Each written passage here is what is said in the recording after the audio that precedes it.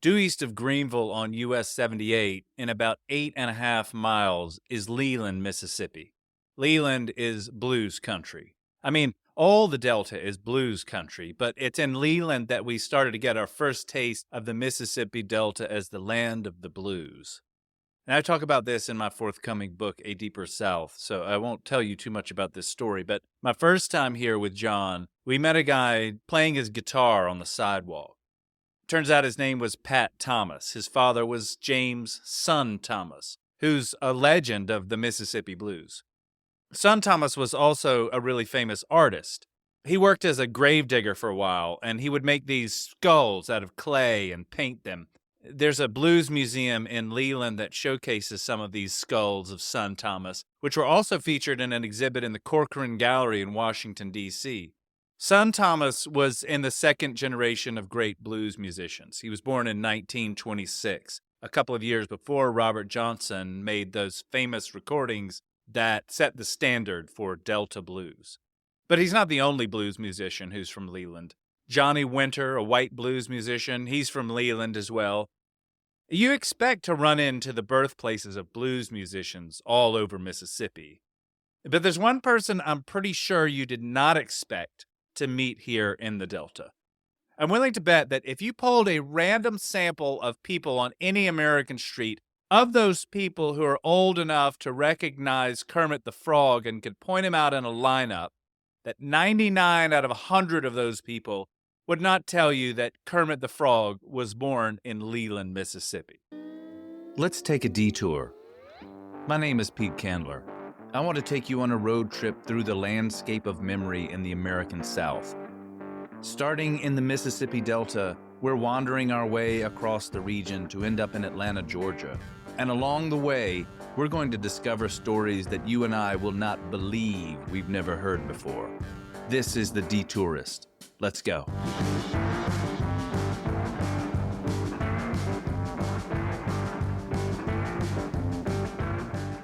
Jim Henson, creator of the Muppets, was born in Greenville, but grew up in Leland, which explains the otherwise bizarre and completely unaccountable existence of the birthplace of Kermit the Frog Museum in Leland, Mississippi. Plenty of frogs in the Delta.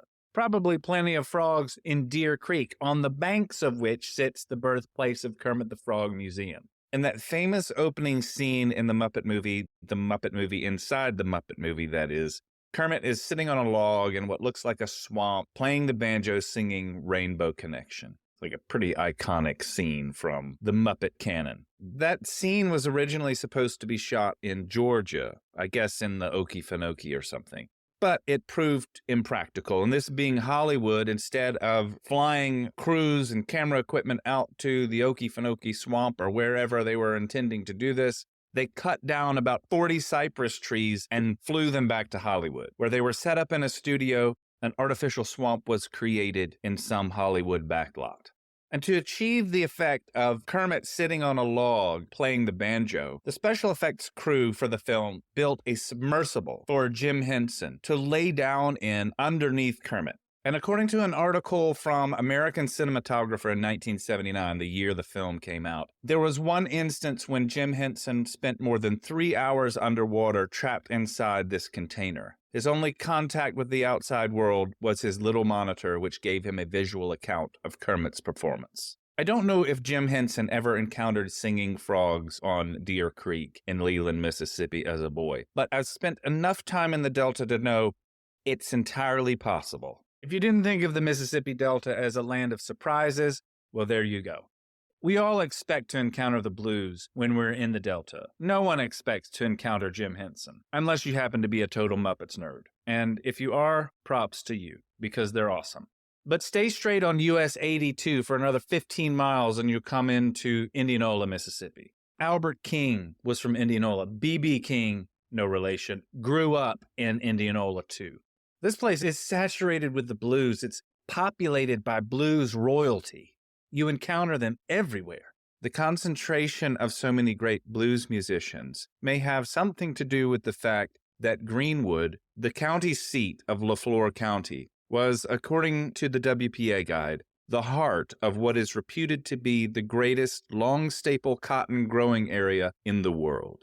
Long staple cotton, by the way, refers to the length of the actual fibers of cotton that constitute the cotton boll, B-O-L-L. The fluffy white bloom on the cotton plant that looks like, well, a cotton ball. The longer the staple, the better quality cotton. When the length of a fiber of cotton is between 1 1/8 and 1 3/8 inches, then it is classified as long staple cotton. There is short staple cotton, and there is extra long staple cotton, which is sort of like the Lexus of cotton. It's in your fancy Egyptian sheets and your 5-star hotel rooms. There's one particular species of cotton that makes up 90% or more of the global production of cotton. The long staple variety is the more desirable one, and in the Mississippi Delta, great energy was spent in trying to learn how to cultivate it and trying to breed varietals of cotton that would work well in the Delta.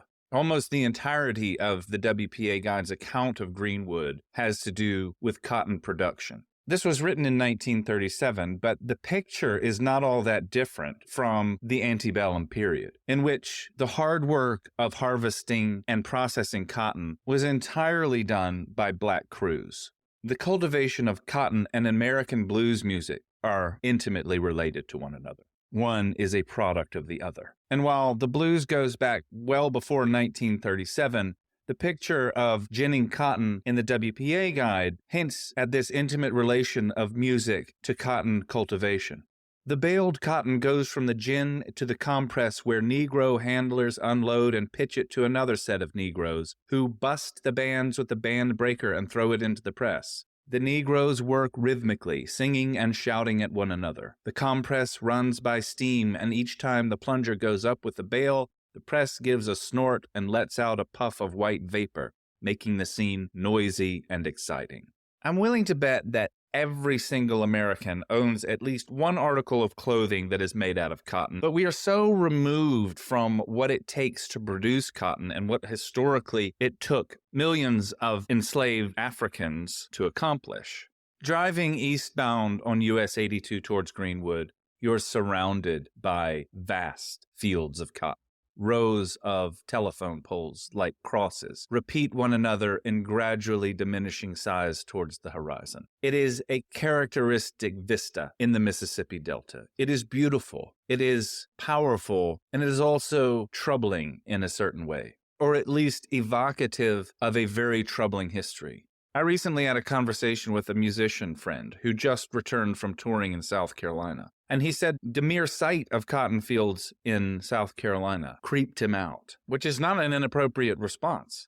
The language and the machinery of cotton cultivation in the 20th century will later play into one of the most horrific crimes in American history. But for now, heading east towards Greenwood, it becomes palpably evident that we are in the dominion of King Cotton, and his throne is in Greenwood. Greenwood today is a dim shadow of its former days of glory. Empty storefronts line the main street. On this subdued Monday morning, I wander the streets of Greenwood, which possess a certain eloquence in their abandonment. I turn down one of the side alleys, paved with brick, looking for a spot that I stumbled into years before. A square Coca-Cola sign hangs from the stuccoed wall above the main entrance, which is a simple aluminum screen door. Next to it, a simple mailbox. Beyond the words Cotton Row Club beneath the Coke sign, there is nothing to indicate what is behind the front door. But I found out in 1999 when I pushed it open to find a small room paneled in fake wood. At several round tables in the fairly modest space, people were playing cards. They turned to look at me as I came in. To my left, a vintage Coke machine dispensed 12-ounce cans of Budweiser and Miller Lite. It was as if I had stumbled into a 1937 speakeasy, just with a Coke machine. The side eyes from some of the card players indicated clearly to me that I was in the wrong place. Through the portal to that other world I had just stepped through, I backed back out onto the brick alley, only just beginning to make sense of what I had just seen. It was strange, to say the least, but just one of Greenwood's microcultures that still exist. When I first came here, it was still owned by Stacy Ragland, who started coming here in the 1950s. But this time, I don't know who owns it, if anyone, and I have no need to enter that portal once again. I arranged to meet up with Wright Thompson and Dave Tell for lunch in Greenwood. We're all here together for an event related to Emmett Till, and these guys know more about Greenwood than just about anybody, especially the food. Wright Thompson is a writer for ESPN, but he also hosts a show with John T. Edge about food in the South. Dave Tell is the author of an excellent book about remembering and misremembering Emmett Till's story. We stop at the Crystal Grill on the corner of Carrollton and Lamar, downtown Greenwood. It's been here since 1926. They both rave about the place, but it's closed. So we head a couple blocks over to downtown Subs and Wings, a fairly nondescript looking place, but it's open. It's modest inside, but the food is fantastic. I've never had an Italian beef sandwich before. It's a thing in Chicago. I only know about it because I've seen The Bear. I don't have anything to compare it to, but if this is what an Italian beef sandwich is all about, then I'm in. So much of the history of the civil rights movement is bound up with food and with restaurants. Think about the sit-ins at Woolworth lunch counters, Lester Maddox and the Pickwick restaurant in Atlanta, Maurice's Barbecue in Columbia, South Carolina, Alex Barbecue and the Auburn Avenue Rib Shack, also in Atlanta. Restaurants have been the site of contests over civil rights for a long time. They've been where these battles were fought, planned for, and mapped out and strategized. Restaurants in the South are rarely just about food, especially ones that have been around as long as the Crystal Grill.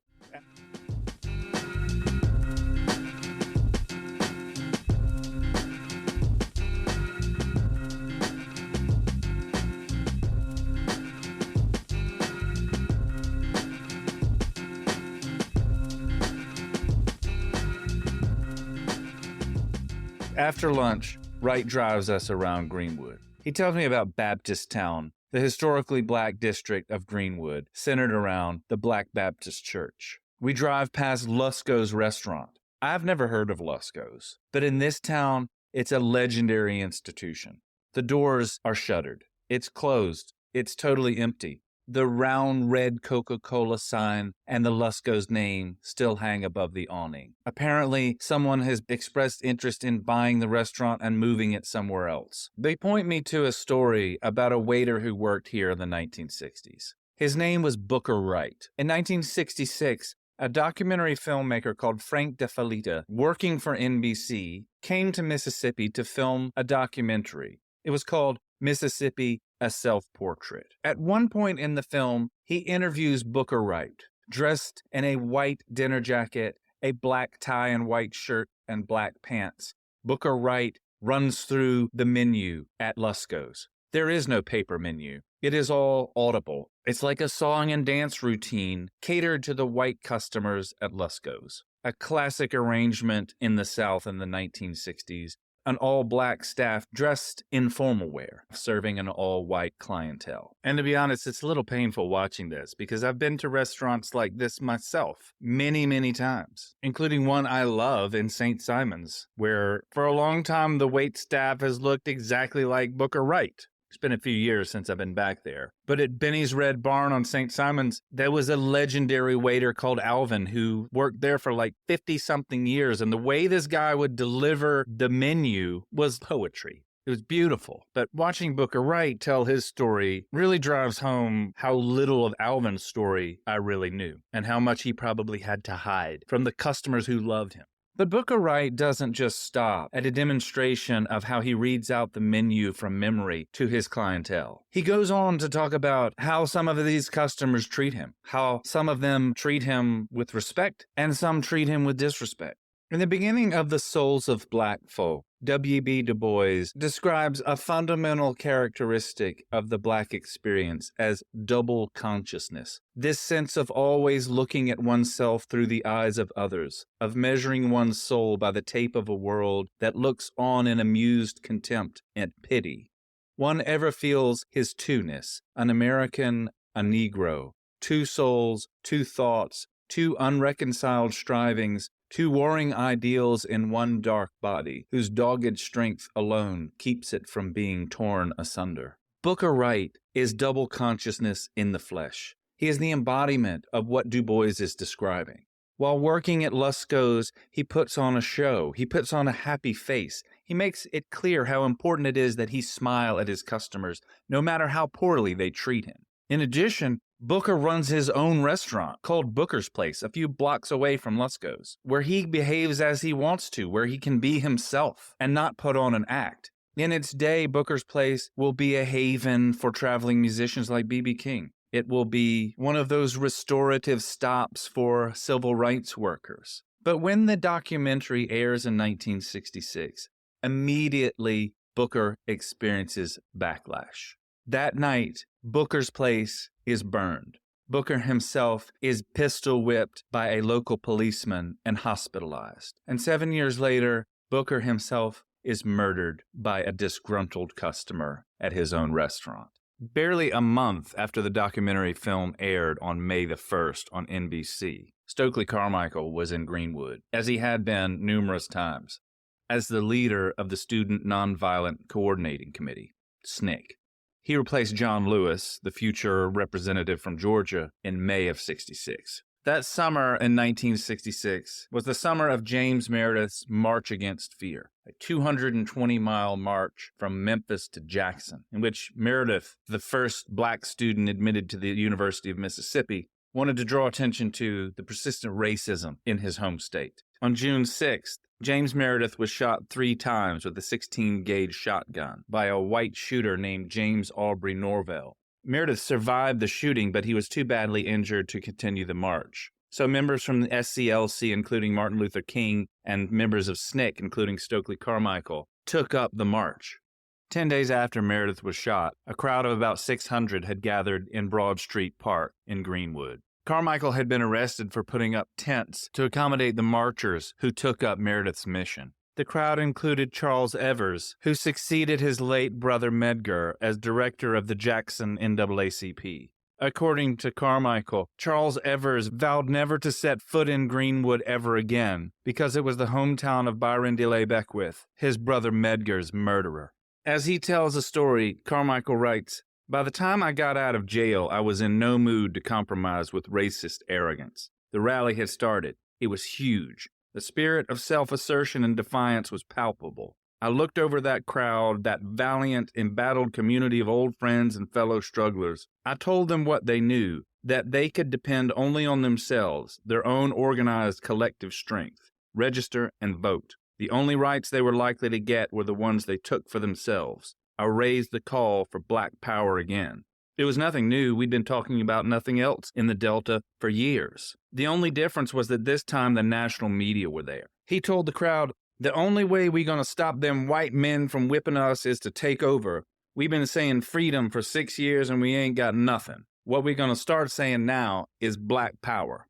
When Stokely spoke to the crowd, chants of black power erupted from the audience. This was Stokely Carmichael's rallying cry. While he had been using the term for some time, it was in Greenwood that he became forever identified with the slogan. With it, he differentiated himself from Dr. King and the SCLC, and eventually from the nonviolent posture that had characterized the movement up to 1966. It signaled a new direction for SNCC and for the movement itself. And to some, he took SNCC in a more radical direction than his predecessors had. Of course, the term freaked out a lot of white people who, for decades, had been fantasizing about a racial uprising, a militant black takeover of American society. I don't know if Stokely Carmichael knew the story of Booker Wright. It's almost impossible to imagine that he didn't, as well as he knew Greenwood and particularly the black community in Baptisttown. It's possible he even ate at Booker's Place. We know that he didn't eat at Lusco's because they didn't serve black people in 1966. But against the backdrop of the Booker Wright story, Carmichael's call for black power was really quite simple. It was a refusal of the kind of double identity, the double consciousness that Du Bois described in Souls of Black Folk, and which Booker Wright embodied in his life and articulated so powerfully in Mississippi, A Self-Portrait. If all the power remained white in Greenwood in 1966, there was little room for freedom among the black community. Black power meant black empowerment. Carmichael and others had identified racism in American society as institutional, as structural, as systemic, not simply a personal attitude or disposition to people of different colors. It meant a refusal to continue waiting on white authorities and white power to come around to see the light, as it were, to accede to black demands for basic civil rights, to be treated with a basic human dignity, the freedom not to have to constantly wear a fake smile in front of white people. There is, of course, more to it than this. And while Stokely Carmichael and Dr. King are often pitted against each other, they were actually a lot closer to one another than it might seem, especially to white people who tend to want to imagine King as the inspiring orator on the steps of the Lincoln Memorial, the king of the I Have a Dream speech, and not the king who protested poverty as much as militarism, as much as white supremacy. Stokely Carmichael was from Trinidad originally. But in the Delta, he discovered something about himself. He found a new voice. I was struck myself in the parallels between Stokely Carmichael's experience of the Delta and my own. We come from completely different backgrounds. But when I read his account of what it was like to experience the Delta the first time, he used a word that I had used myself without ever knowing that he had used it before. In his memoir, Ready for Revolution, he writes, "The Delta itself was not to be believed. Day after day, you could sit in the middle of it and not believe what you were seeing or hearing. The landscape was my first experience in unlearning. It was unlike anything I'd ever encountered, quite literally one vast, flat, unbroken cotton and soybean plantation. The one word that captures the impact the Delta made on Stokely Carmichael is unlearning. It is a land that forces you to give up your pretensions, to give up some of your dearly held mythology about yourself, about the country in which you find yourself. Its stark landscape seems to present a duality of choices, either truth or illusion. It is a kind of confrontational landscape. The horizon line that stretches across the Mississippi Delta seems to divide the world into two halves, and to put before any visitor to the Delta a choice between willful ignorance and a learned ignorance. That kind of unlearning that Stokely Carmichael described, the act of yielding up what you think or what you think you know. What I thought before I came to the Mississippi Delta the first time, I'm sure is quite different than what Stokely Carmichael thought he thought. And what I have to unlearn is probably different than what he felt he had to unlearn. The guide describes Greenwood much as Robert Johnson would have experienced it in 1938. Johnson, the king of the Delta blues, spent his last night alive in Greenwood. Robert Johnson wasn't the only person who spent the last night of his life in Greenwood, Mississippi. On August 27, 1955, Mose Wright, Maurice Wright, Wheeler Parker, and Emmett Till drove down to Greenwood from Money for an evening of fun. As Devery Anderson writes, while Mose visited his own friends gathered at the railroad tracks, the boys walked the busy streets, gazed at the nightclubs, and looked with amazement at the large crowds that had gathered that night. For the Chicago boys, it was a nice break from the isolation of East Money. They left Greenwood after midnight and arrived back home around 1 a.m. It would be the last night of 14-year-old Emmett Till's life. You've been listening to The Detourist. I'm Pete Candler. Special thanks to Henry Candler for some of the beats for this episode, and to our editor, Justin Rabovsky. If you haven't already, please subscribe on Apple Podcasts or Spotify or wherever you listen to your podcasts. And also subscribe to our Substack, adeepersouth.substack.com. Or you can visit us at adeepersouth.com or find us on Instagram at, you guessed it, adeepersouth. Thanks for being here. See you next time.